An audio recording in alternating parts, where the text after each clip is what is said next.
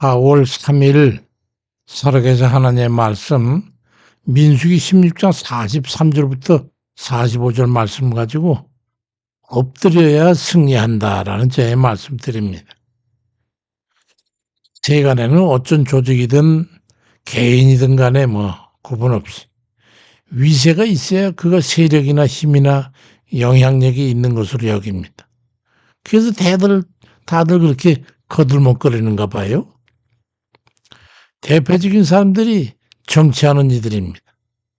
어떤 이는 사람 같지 않은 인격과 개 같은 좀 비슷한 그 성격과 술수를 가지고 있으면서 그걸 악용해가지고 사람들을 포섭하고 자기 편으로 굴종시켜가지고 무리를 지어서 위세를 부리는 사람이지.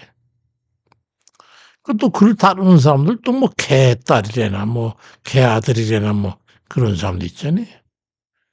어떤 이는 세력화하는 것과 별도로 또 많은 재력을 축적해가지고 그래야 산다고 그래가지고 어마어마한 부를 축제해서 영향력을 행사합니다.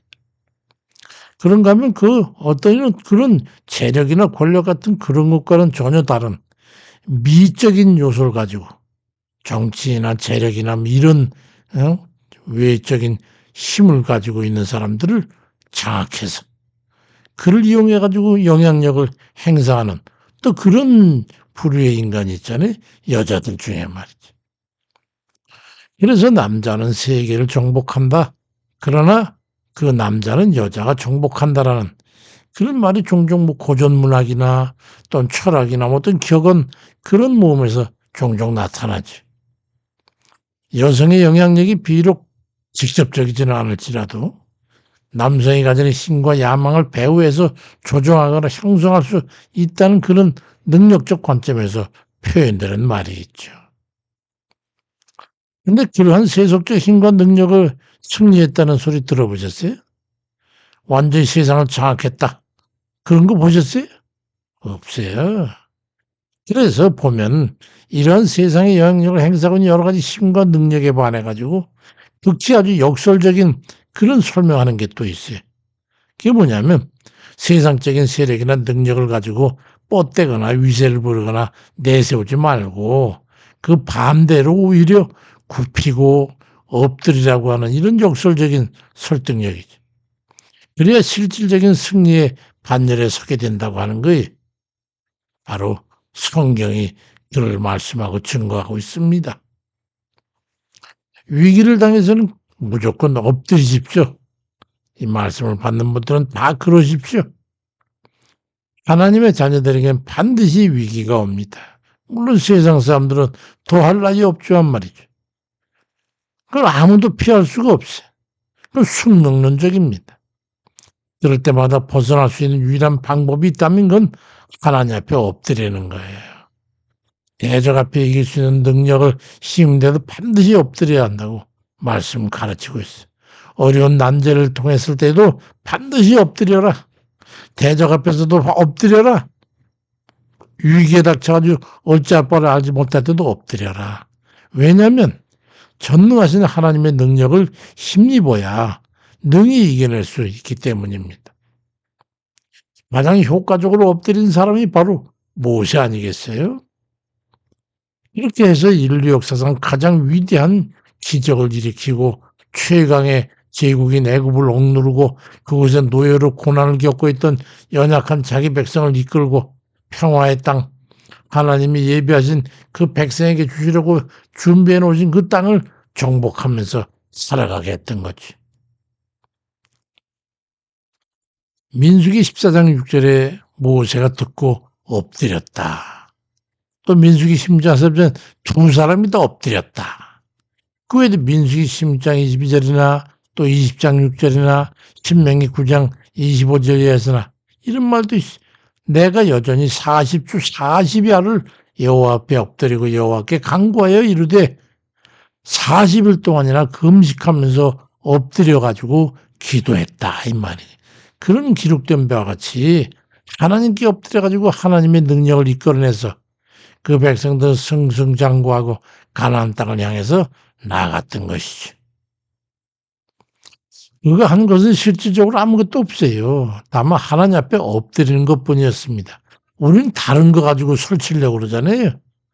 그 외에도 모세처럼 주 하나님 앞에 승리해 나간 이들의 승전보가 성경에 기록되어 있는데 모세와 그 형인 아론, 여호수아, 엘리야, 엘리사, 다니엘 이런 등등의 하나님의 사람들 하나같이 엎드려서 하나님의 권능을 힘입어가지고 기적적으로 승리한 사람들입니다.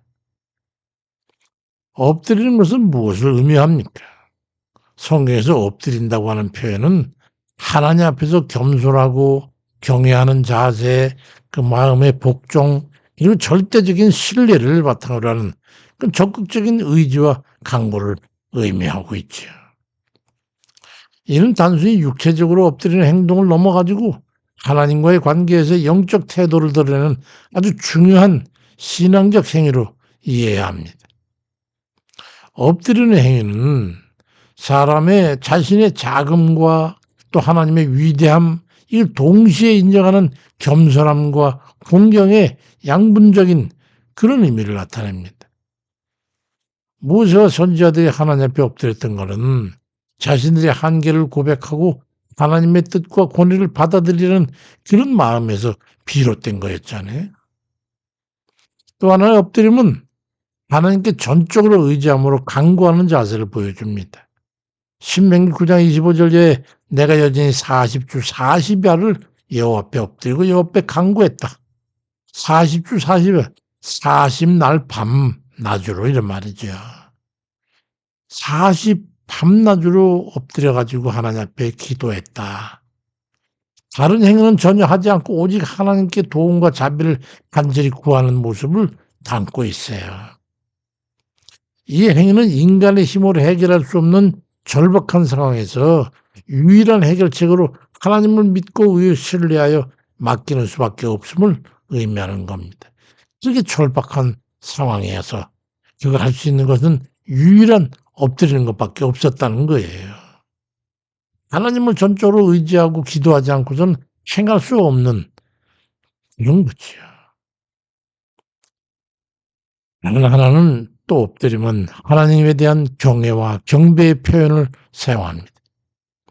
하나님 영광 앞에 모든 존재가 겸손히 낮아져야 한다는 걸 강조하고 이는 우리의 영적 중심이 하나님 앞에 초점이 맞춰져 있음을 드러내는 거예요.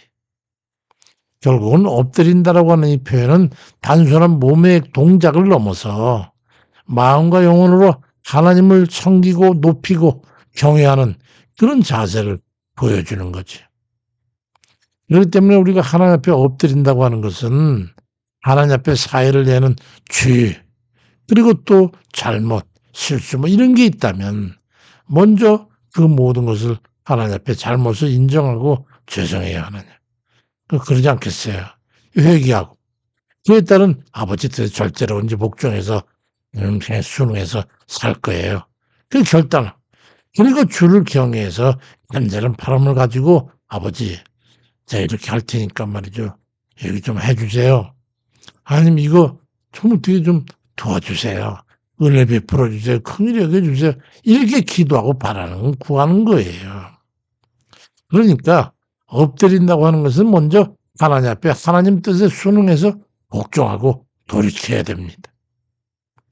에스겔 33장 11절에 악인이 죽는 것을 기뻐하지 아니하고 악인이 그에게서 돌이켜 떠나 사는 것을 기뻐하노라는 이런 절차를 넘어 하나님과의 관계를 정상화해야 하는 거예요. 죽느냐 사느냐 이거를 넘기 위해서 엎드려야 되는. 그리고 베드로전서 5장 6절에 하나님의 능하신 손 아래에서 겸손해라.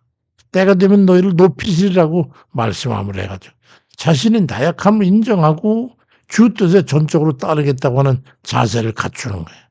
그 바탕 위에 하나님 앞에 기도하는 거죠.